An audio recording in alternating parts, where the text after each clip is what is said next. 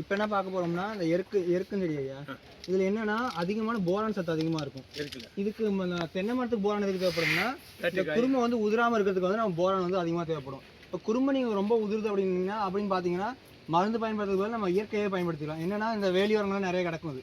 என்ன பண்ணணும்னா அதை எடுத்து இந்த மாதிரி இப்போ வட்டை பாத்தி போட்டு இந்த மாதிரி ஃபுல்லாக அப்படி பரப்பி விட்டுட்டு அது மேலே மண் போட்டு மூடிட்டா அது அப்படியே மங்கி அப்படியே போரான் சத்து வந்து நம்ம மண்ணிலே ஏறிடும். அவ்வளோ லேசாக மண் மேலே இருக்கிறத தட்டி போடுது. இதே தட்டி போடு. சரி எடுத்தாச்சா? வீடியோ எடுத்தாச்சா? ஒரு ஆள் தட்டு போடும்.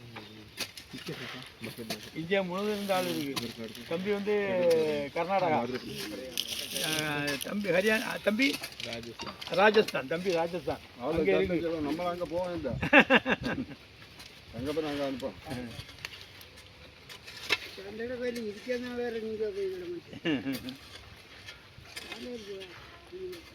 சரி சரி, விவசாயிகளோட இன்னொரு போட்டோ எடுத்துட்டு போமா.